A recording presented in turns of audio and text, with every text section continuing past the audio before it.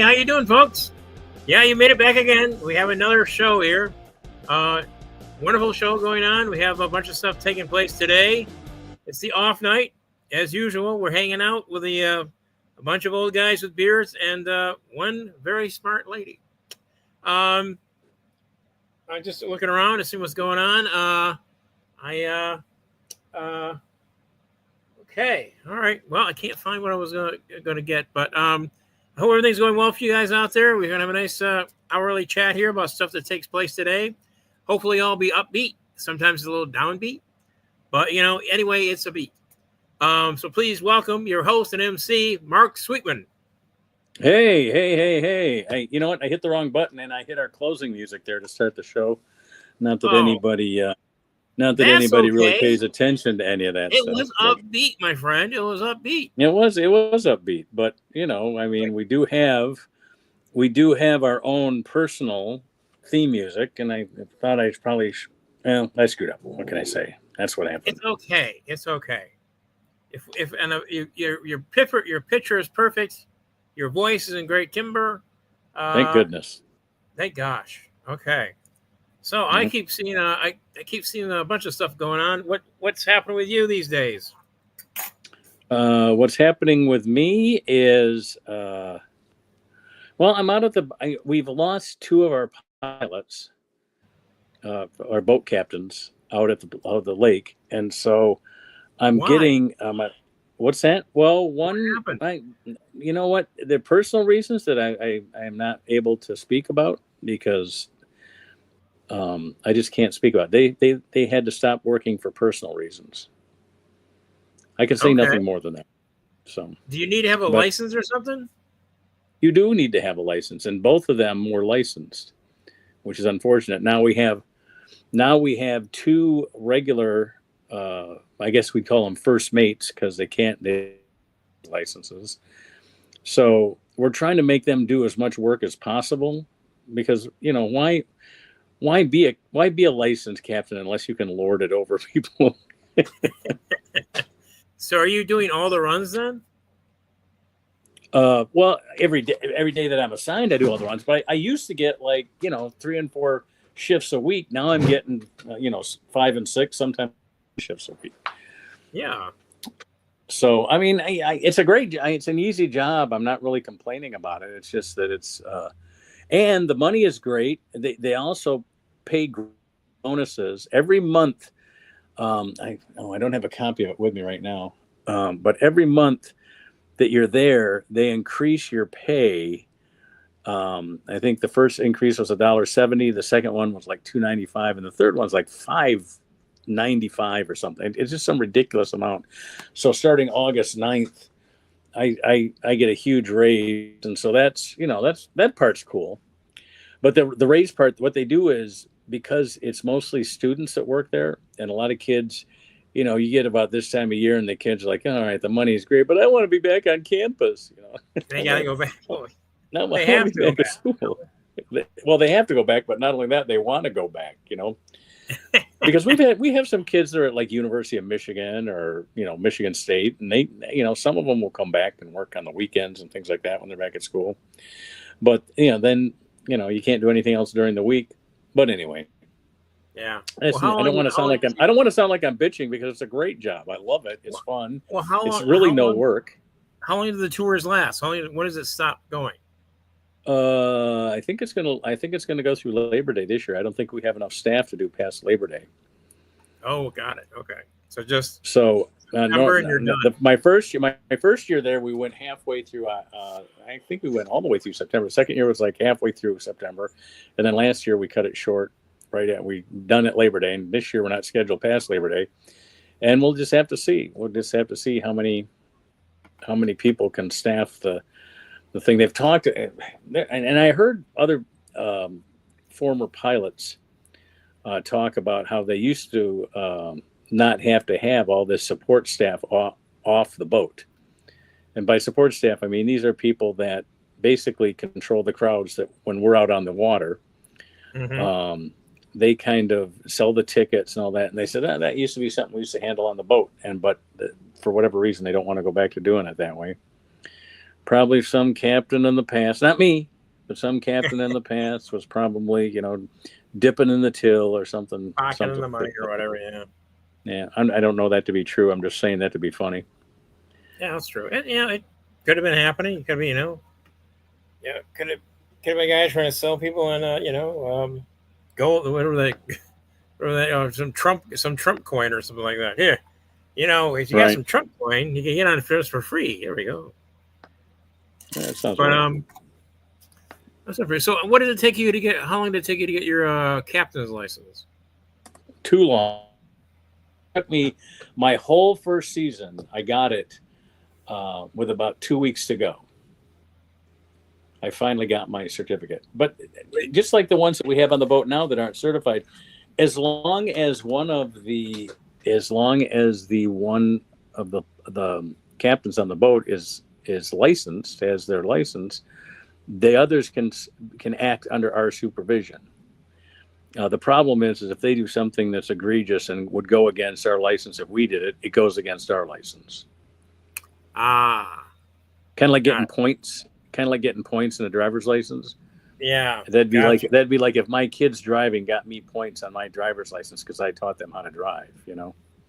Oh, I see. Oh, my Well, wife wants to come on. My wife wants to come on. We're gonna have to put my wife on here. all right. Here's Susan. All right, I'm putting her on. There you go. Hi. You're on. Hello. Hello. Well, I guess we're gonna hear that. We're gonna hear the poem now. Yeah, I just want to say, Mark, I think that first year you went into October a little bit. I They do think you're. weekends I think you're right. I weekends think we went to. only before Memorial Day and after Labor Day, Yeah, and I then they think. stop when it gets cold. But then you had boat problems one year. I think that first year it took you a long time to get your license because it was right after the pandemic, and you had to make an appointment, go downtown for the testing, and like I they'd only remember that. do so many seats for the testing. Does that I sound remember. right? That's. I remember that because Jimmy, the other pilot who was trying to get his license at the same time, finally just gave up and said, "Fine, I'll be a first mate forever. I won't be a captain." Yeah. He got so sick of it. Wow. So it's basically an apprentice type situation. You just can't go in and test into it. Right. Like you can't go to Anyway, college. you ready for the? Sure. I'll read you It's home. it's simple work. What we do is very simple. However, to get a license, you have to hold on. Susan, go to your poem. I'm getting an Okay. important call here. Okay, let's hear All right, All right, something. leave everybody on. Oh, he took everybody off Hello. anyway. Okay, here's the poem. There is starvation in Gaza and war in Ukraine, and the Epstein files are causing Trump disdain.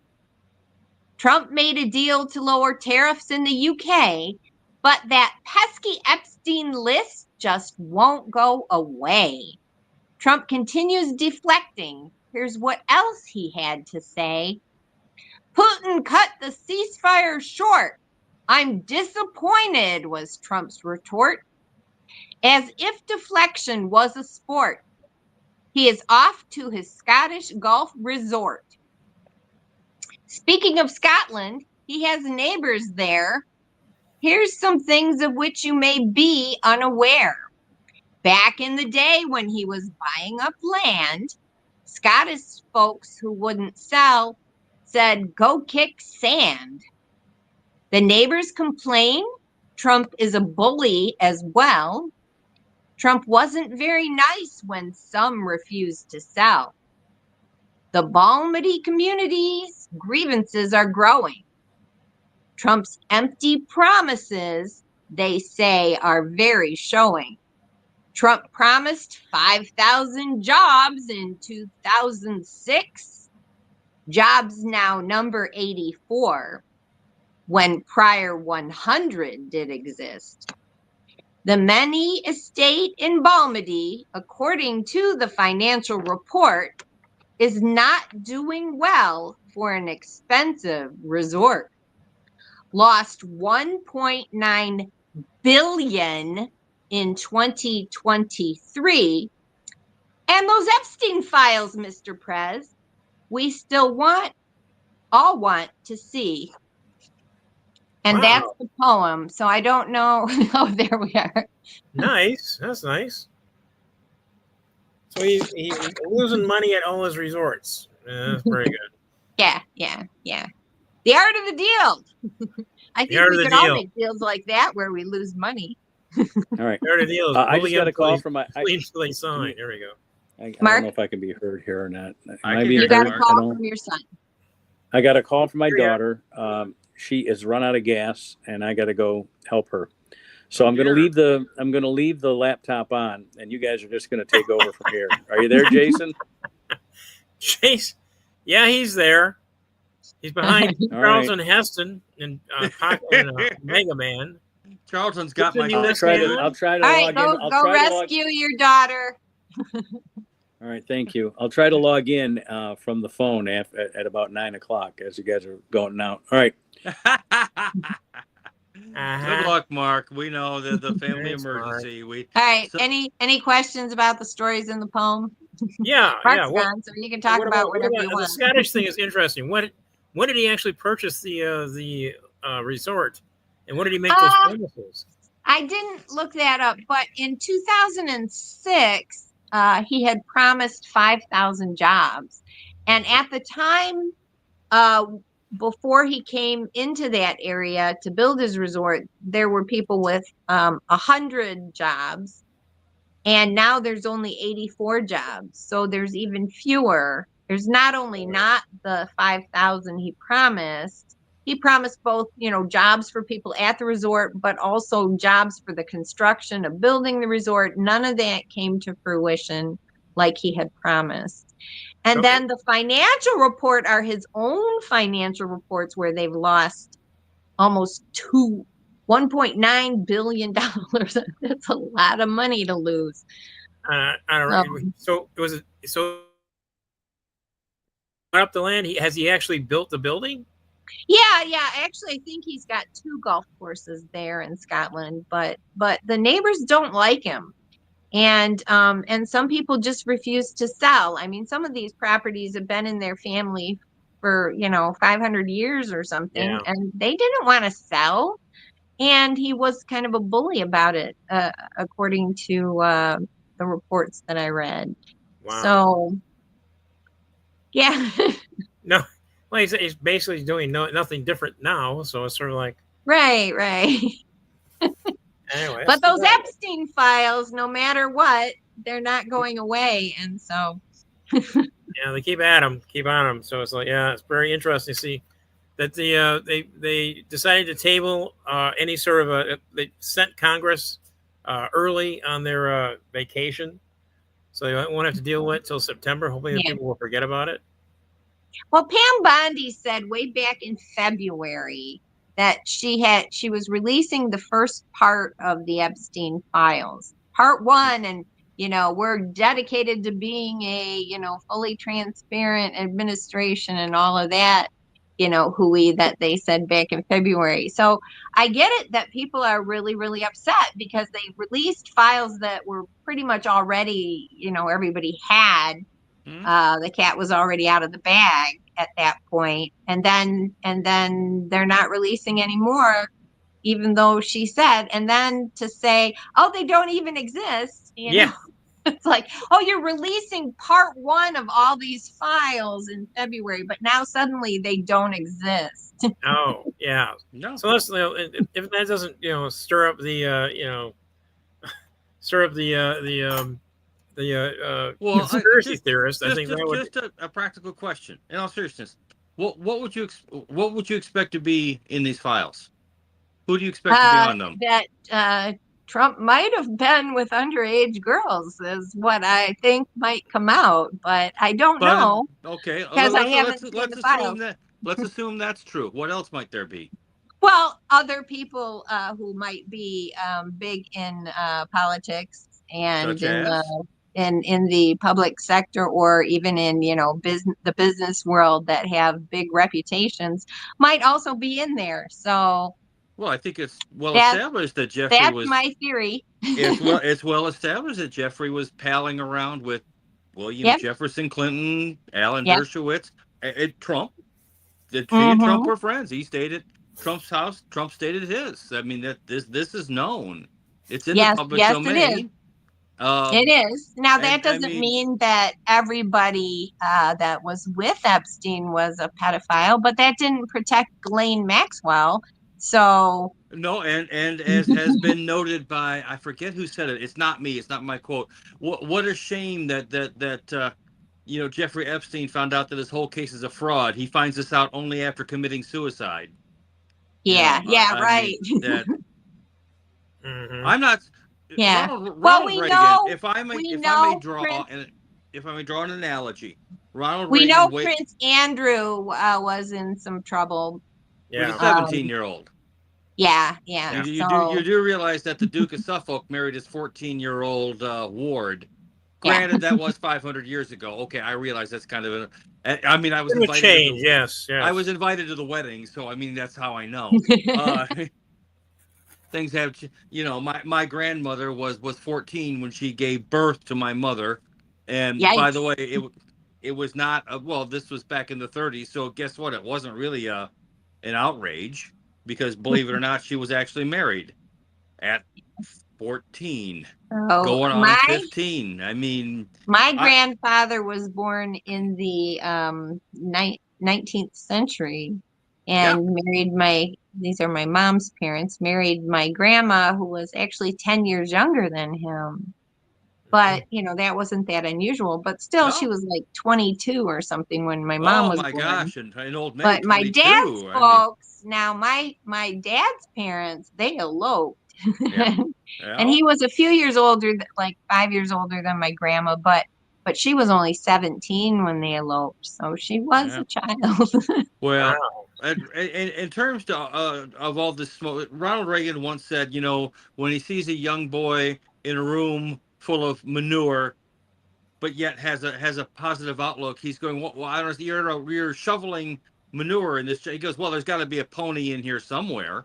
Right. I actually had a job doing that. Back in high school and college, I worked at a summer camp, and I was a horseback riding instructor. And yes, I had to also shovel pucky, muck out the stable. Yeah. You know what? That was apples. If I could go back, but the pay was crap, but I loved that job. It was so wonderful. And I wish I could have worked longer. I unfortunately had to make more money by the time I was into college. So I couldn't go back again. But shoveling horse pucky is not a bad thing, really. It's honest. It's honest work. I love this. To this day, I love the smell of saddle soap and cleaning the tack room. I don't mind. Words, Susan, stop it. You're like my dad. Every horse has its own personality, and they're really wonderful. They're like people. I've got to have that tattooed on my body somewhere. That's every horse has its own personality. Someone's going to be able to read that during an intimate moment. Okay, Andy, by the way, that was 8:19. If you just, are keeping track. I stopped counting. I don't care anymore. You're all right. You're well, I'm going to leave you guys to it. Did you have any more questions for me? No, please. Andy, me and him have nothing to talk about. We have Andy, nothing to talk about. We're in separate rooms, Andy. It's okay. Calm down. Okay, okay. I don't know that I have anything else to share. Watching Foundation. I have a feeling that he is the mule. So I'm just going to go. That's also going to be tattooed on me somewhere. I am the mule. Before you left, my dad always had the same response when he went by a field and smelled the manure. It just brought tears to his eyes because he remembered as a kid that was exactly the opening season of spring. So Well, now I didn't say I like the smell of manure, but I like the smell of the leather and the tack room and the saddle soap and all of that.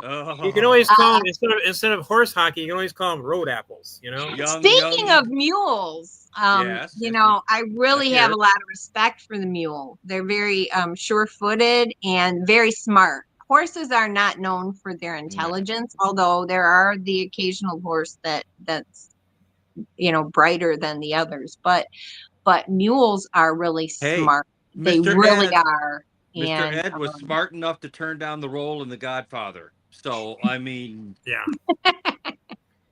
I mean, he figured it was in the bed would have the same effect as little too much commitment for him. A little too much. Plus, they told him there wasn't going to be a sequel for his particular character, and at that point, he's like, no. I mean, yeah, we can't.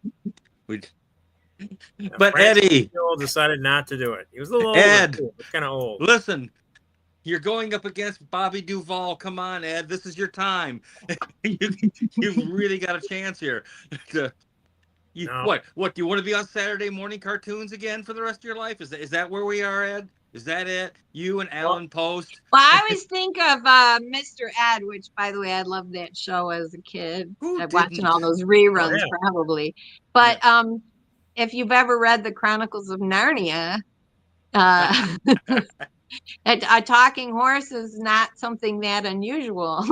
Well, you know, I mean, it's also listed in the Book of Satan where you have talking animals, but let's not go there right this minute. I mean, by the same token, Chronicles of Narnia, all right, definitely not satanic. And people that say animals are not in heaven, and I pointed out back in high school, we had a youth director who said, you know, animals don't have souls. So like, you know, what? No puppy heaven? And I'm the one who said, well, you got horses in heaven. Yeah. Because Revelations, you got the apocalypse. They're riding on the horses of the apocalypse. So you didn't see the part where they stopped. If that reverend says that animals don't have souls, he doesn't own he's never had a dog, okay? You didn't see it written in the original Aramaic, but they stopped and rented the horses for the apocalypse, Susan. It's in my version of the Bible in the margin where I've written it in with crayon, which I'm certain will pass muster. And if Mr. Ed is not a stretch, there is a story about a guy named Balaam who was sort of a prophet, but kind of taken on the take, like not a good guy, but he was riding his donkey, and there was an angel there ready to slaughter him if he cursed the Israelites, and the donkey kept stopping, and so he whipped the donkey, and the donkey turned and said to him, "Haven't I always been good to you? Why are you whipping me?" Yeah. And then he could see the angel, and the angel's like, "Your donkey's saving your life because I'm gonna slaughter you if you go any further." Let's not forget that Saul was riding an ass, not a Ford Escort, but an ass on the way to Damascus. Right. Mm-hmm. You know, had it been a Pinto, we could have maybe go back and forth. Did they mean the car? Did they mean a horse? I mean, but you know, but I mean, but an ass. No, there's never been a Chrysler ass. I mean, they're you know, Don Quixote's sidekick always rode a donkey. You know, I like donkeys too. I have a whole collection of Eeyores, and so do I. But I my mean favorite, very different by that term. But the mule is really special, and you know, like you get the horse look with those big donkey ears, and they ride like horses, and they're smart. Now, you can. Okay. Which one is sterile? Is it the donkey or the mule? The mule. That's what I was funny. That's exactly what I was going to ask. Yes. That's the one we don't have the mule. That confused look in my face. Has one parent that's a horse and one parent that's a donkey. So if we're ever watching an old Sally Jesse Raphael or whatever, and they're saying who's the daddy, and the mule is on the dais, we know the answer is that's going to be no. He's not the father. No, correct. He's not. Correct. No, he's going to get up, bray, and parade around, eat some apples. Yeah. And then you've got your wild horses that are really the wild horses we have in this country are really more feral horses. But there are some actual like African wild horses. Yeah, but those horses tend to be inbred, or am I mistaken in that assumption?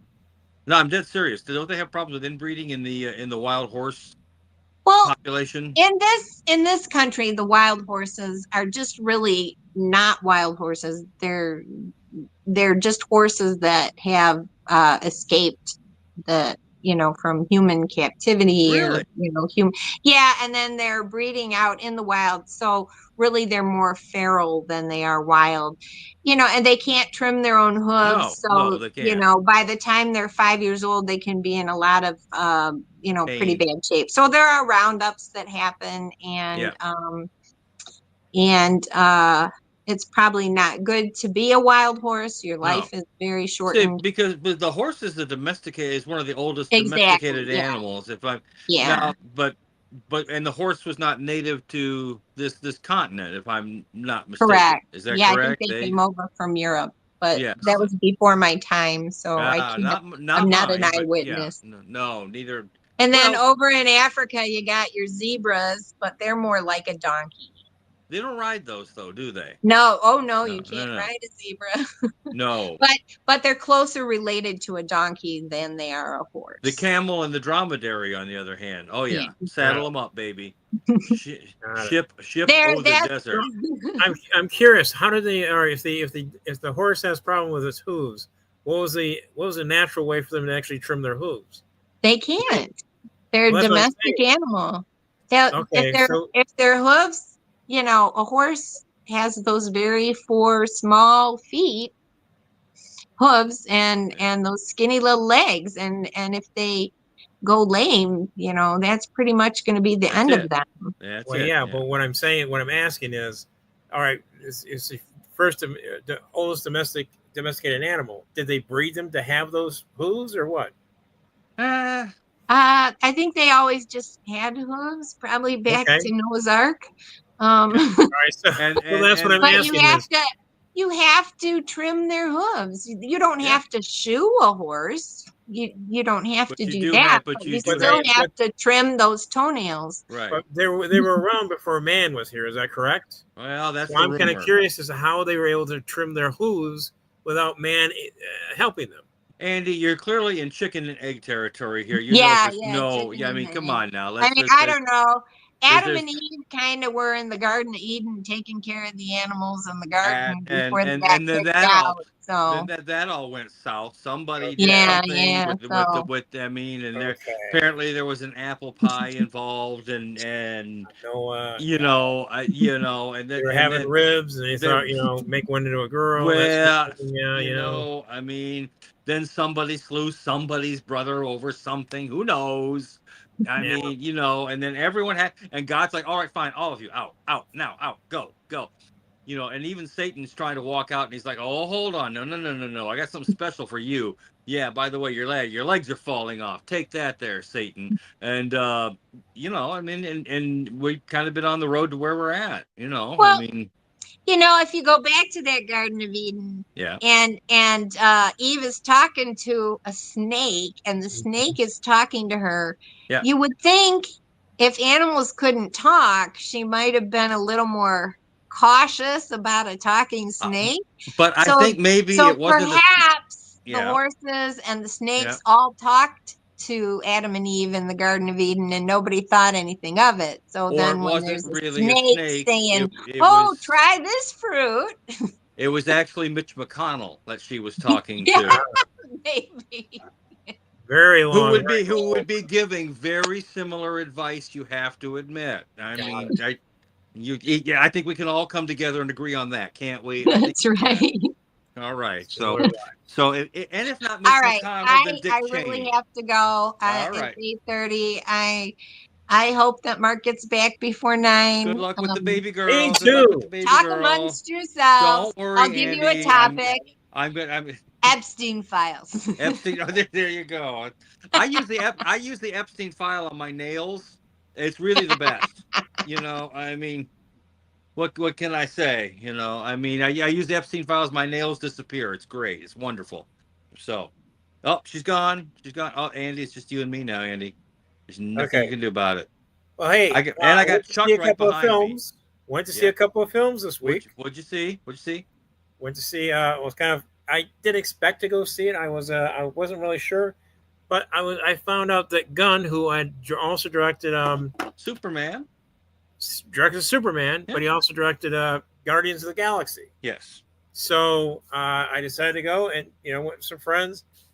Yeah. Really fun show. Really good. Yeah. Well done. The same kind of humor that if you like Guardian of the Galaxy, very similar. And they included a dog, which I thought, nah, this is too Disney.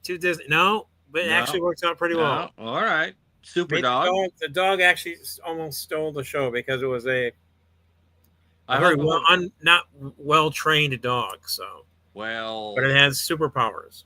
You know what dog doesn't? I mean, have you seen was it the Phoenician not scheme?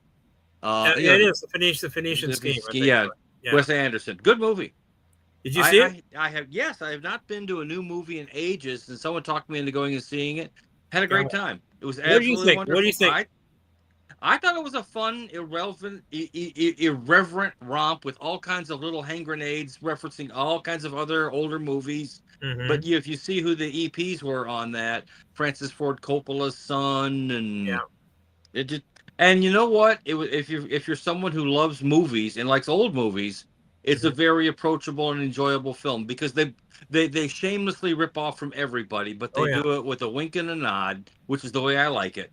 Well, I like Anderson movies because he's very stylized in the way he just using like actual set scenes and stuff like that.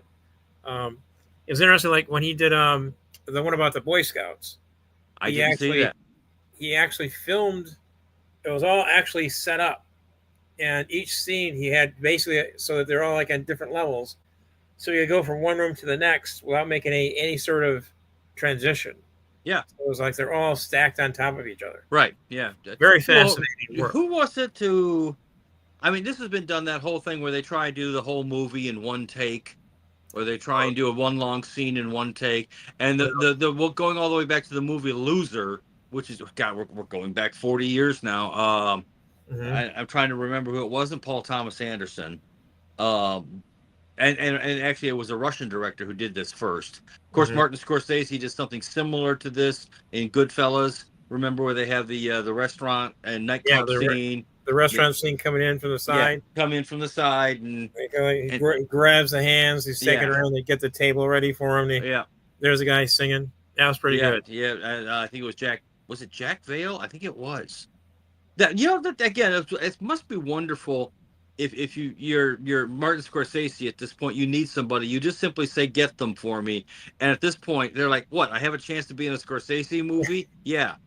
Did you no. Watch the TV show The Studio? Yes. Yes, and they had this Scorsese on there. Yes. That was pretty funny. Yeah, just the whole thought that you reach a point where no more horsing around, pardon the expression, no more this, that, and the other thing. I want them, they're in it, and they're like, yes, we'll pay you. How much do I have to pay you to be in your movie, sir? As opposed to the olden days where it would require bended knee, knee pad pillows and whatnot for the begging and the pleading and the this, the that, and the other thing. I mean, if they were to make a Godfather 4, which has been rumored, it's never happened, obviously. At one point, I believe Ron Howard was actually even supposedly attached. It's the curse of the four. The only time the fourth worked was on Star Trek, and they brought the Voyagers home.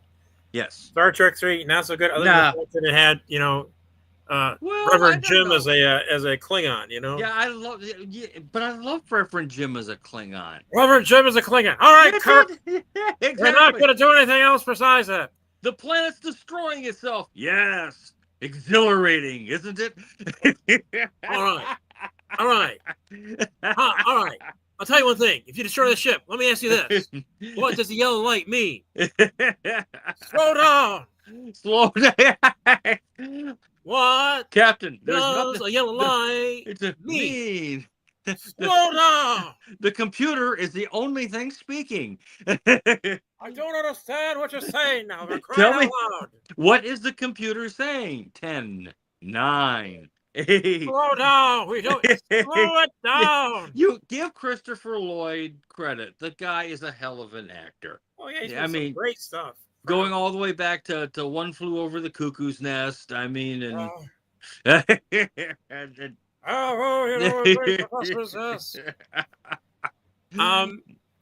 Also, Orson Welles did that long shot in what is that? Amberson?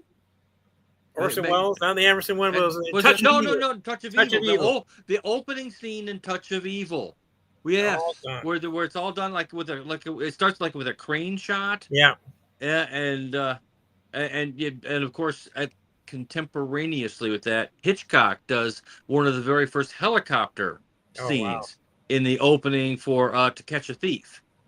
Yeah, and so he's one of the first guys to put a camera on a helicopter, and he would have long scene. Yeah, he would have probably rather put a camera on Grace Kelly full time. He had a little thing for blondes, and he really liked Grace, and she was like, no. No, you're doing the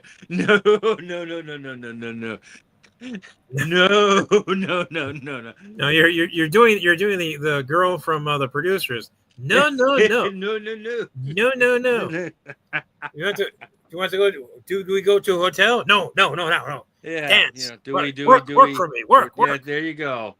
And do we forgive Mel Brooks for the movie The Producers, the second one with Matthew Broderick and when Mel Brooks tried to make some money because he sold The Producers. Yeah. To get a little bit of money. He'd get a little bit of money out of it. He did also Young Frankenstein. I mean, Young Frankenstein is a musical now too. Yeah. Yeah, I think, but he might have actually made money on that the first time around. I know he sold The Producers to just try and parlay that into enough cash to get work on Blazing Saddles. And we all remember The Producer, I'm sure you remember, was one of these movies when we were growing up, because kids, if there's anyone listening, and I doubt there is because my little ankle box isn't going off, but you actually had to go to a theater to see a movie. You couldn't just see whatever you wanted, whenever you wanted. You couldn't stream it to your phone or your computer or straight into that microchip that you had implanted on the base of your spine. You actually had to go, or you had to know where the film societies were that were showing an older film. So The Producers was more legend. We used to talk about the whole Springtime in Hitler scene, but no one had ever, my age, had ever actually seen it. Oh, what? If you're next to Eastern or Eastern Michigan University or the students are always watching. They would go and see the students. You make sure you sit down at the lower levels. If you go up to the back, it's nothing but blue smoke. You got nothing but marijuana smoke up there. But if you stay down in the first levels and watch it down there, it's pretty good. It was fine. And again, I got to see my first R-rated movie there. So. Ooh, I remember my first R-rated movie, Last Picture Show. 1971 or 72, I can't quite remember. And to be watching it in the back seat of a station wagon. They shoot in the horses, don't they? Yeah, you better believe they do. And of course, I saw at least the ads for Kentucky Fried Movie. Yes, which, if I'm not mistaken, Chevy Chase was a writer on. Got it. I don't think he was. It's the first breast shots I've ever seen. So wasn't Kentucky Fried Movie? Weren't they closely related to Kentucky Fried Theater? Or no, because they used to do radio stuff and the Fire Sign Theater. Yes, thank you. I think there was a pretty good association with those two. Yeah, I think Fire Sign Theater was always in San Francisco, I thought. Yeah, but they had like a radio program. Oh yeah. Every now and then I used to, They had a great album too. They had a nice album. And while we're on the issue of somewhat obscure comedy, the 3-sided Monty Python album. Who can ever forget the 3-sided Monty Python album? Oh yeah, you had to hit the certain groove to get to. It came out as a companion to Monty Python's Big Red Book. I got the Big Red Book. which It's we all got know. a blue cover. But it's blue. It's a big red book. No, it's a big red book. Well, its cover is blue. No, it's not. You know, it was fun. That I actually got. I don't know where it is, but it's somewhere. It's funny to hear John Cleese talk about what is what is that Mark? He's back. He's driving. He's in a car. He's got a car. He's driving. It's Jimmy Stewart in Rope or Rear Window or Rear Window. Pretty much. This is Cary Grant in North by Northwest. Can I be heard? Can I be heard? Yes, you can be heard. Mark, you're coming in. We can hear you. Mark, are you being chased by a biplane, Mark? No, I'm not. I'm amazed that my phone is able to slit into a slot on my steering wheel. This is the most bizarre thing. Anyway, my daughter ran out of gas, and she's got a gas can. Yeah. But she didn't have that attachment that you have to put in on a Ford Focus to get the gas. Yeah, to get the gas into the little thingy thing. So it ended up being a Farmington Hills police officer that, or maybe he was Farmington City Police. I don't know. So hard to tell. Well, that was kind of him to assist your in distress daughter there. So anyway, I'm following her into a gas station here. I'm going to make sure she's okay. Isn't this exciting? Isn't this exciting? This is almost as good as when Andy went out to the restaurants with friends. You know? Yeah. Well, I start saying things like I'm following her into a gas I'm doing my show from my car now. Yeah, because you called during my show. Hey, everything works out fine. It was the gas. Yeah, just the gas. Yeah. All right, I'm going home. Okay, thank you so much. Are you coming home tonight? Yeah. All right, I'll see you there. All right, bye. Hi, Mark's daughter. Hope you're well. No, she can't hear you. No, now you say something. I say something like I'm following her into the gas station. You guys are recreating a scene from The Vanishing. You know. You know what? I somehow feel like I'm the type who can follow young girls into a gas station. This is Duel. Oh, okay. Duel, yeah, Duel. Dennis Weaver in Duel. Yes. There we go. Mark, is there a truck behind you? Is there don't anger him. Don't. Dennis Weaver in Duel. I got to go find that on streaming somewhere because I got to see that again. We all knew when Dennis Weaver pulls over to take his nap to let the truck go by. You knew that as soon as he went over the hill, that truck was waiting for him, and it didn't matter because your heart still just fell out of your chest when he goes over the hill, and there's that thing still waiting for him.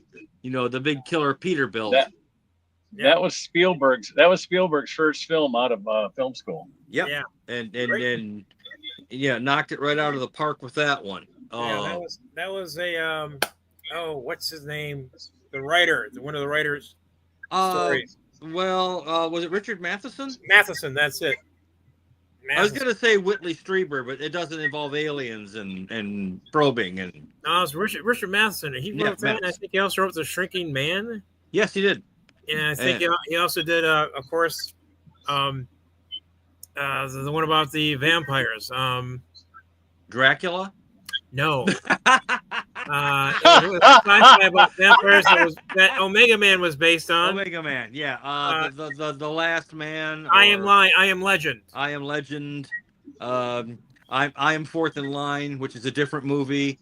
This still hasn't really been made true to what the story was about. So yeah.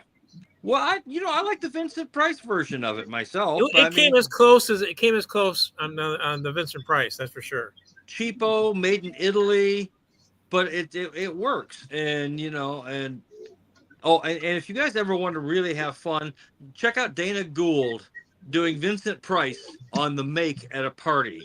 It would Vincent Price dropping lines to pick up hot chicks. It's one of the chicks. He was not a hot chick. I actually saw him. That was the point of the whole Dana Gould bit, is that he was by mouthing in a very competent Vincent Price impression. I'll have to take a look. But I did see Vincent Price at Central Michigan. There you go. Edgar Allan Poe stories. Oh, every actor who ever worked with him said that the guy was a consummate professional. He came in, he knew all his lines, and he knew all of yours as well. I mean, before he became sort of a campy figure, he was a legitimate screen actor. I mean, he stayed that way, of course, but I mean, by the time you're doing the Abominable Dr. Fives Part 4, I mean, or House of Blood or whatever though. But you can also understand, like what Michael Caine, one of the greatest actors of our time, and yet he's in Jaws 3D or something like that.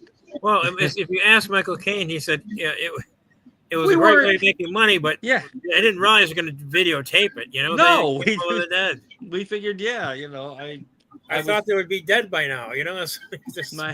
My dear nephew, I was offering some wisdom on John Borman. It's like he does Point Blank with Lee Marvin, redefining the whole gangster genre. He does Deliverance, which takes camping movies to a different place. Okay, yeah. And then he's responsible for, in a row, Zardoz and Exorcist 2. These two celluloid abominations. These theatrical crimes against humanity. Mm-hmm. And then, after doing that, turns around and reinvents the Arthurian legend with Excalibur. Oh, yeah. Which, if you were a Monty Python fan, you saw Excalibur, and you immediately went to watch Holy Grail again. Yes. Because Holy Grail is also the telling, as we both know, the Arthur story. Of the Arthurian legend. And Arthurian legend, yes. I'm not sure that in the original Arthurian legend they had a conjurer named Tim. They might have. I might have missed it, or the beast of the cave, the killer rabbit, which you got to admit the killer rabbit was dynamite. I mean, it was a great idea. Yes, that rabbit stew coming up. Look at him! Oh no, he's just a bunny. Oh no! Oh, just a bunny is. He's like this. Look at the bones. Look at the bones. Look at the bones. Look at the bones.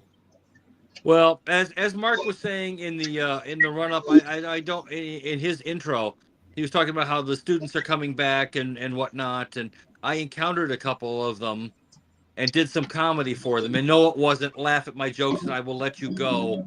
I just started doing one of my rants and whatnot, and I you guys all know my basic rant. I'm not going to redo it here, but my point is I had them laughing. Okay. So it's like, yeah, I've got to sign up for Unclub. We got to get back there this Sunday. Hiroshima and Nagasaki Day is coming up. This is the perfect time for me to. Oh yeah, so it's back. It's this Sunday, the 3rd, right? Yes, I'm gonna go online, sign up. Sunday. Yeah. Yeah. I will not be there Sunday. Oh dear. I have a family function to go to. Okay. And so I won't be there. Would this be the Frankenstein family or the Manson family? Just a heads up. It'll be Tim Henning and whoever he's got. I think Lisa is emceeing this week. Oh, fantastic!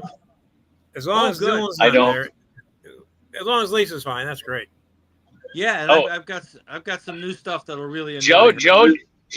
Joe did a pretty good job last week of emceeing, I thought. Really? Yeah. Okay. Well, I'm itching to get to use the Joe the Animal bouncy house of corrections. You know that I'm dying to. That is such a great line. to somehow or another work that in there. And, bouncy house of corrections. Yes, exactly. So, and we'll see what else I can come up with, but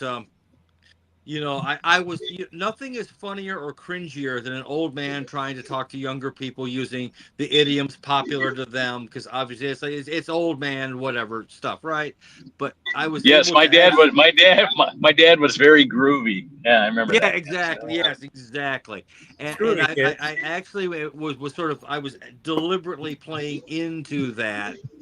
And obviously it works a little bit better when everyone's in on the joke. We all know this is cringy. Here we go.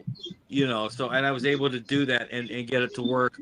Also, I was able to sort of rework my Scooby-Doo joke a little bit with I'm now on the spectrum between Grandpa Simpson yelling at clouds and the post-reveal Scooby-Doo villain exclaiming, "I would have gotten away with it," So it kind of tidies up the joke a little bit, adds a little bit to it, sort of has a very quick middle end payoff, all within about 2 sentences, and a couple guttural utterances. So I've been trying to like pull some stuff out, shine it up a little bit, and yeah, we'll see. Now, Andy, the Tiger game you went to, is that the one that Scooble pitched?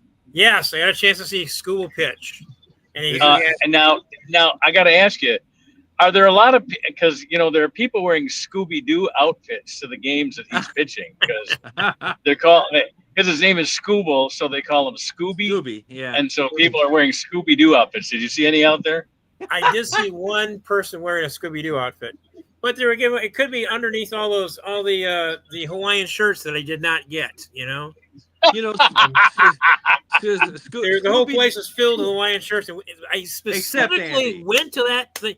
I got the tickets in May to get that show, right. And that bus driver came late, and we got there. There's nothing but You see now, if we hadn't had this problem with Mark's daughter, he would be queuing up the Sarah McLachlan music as we have slow-mo of Andy, eyes.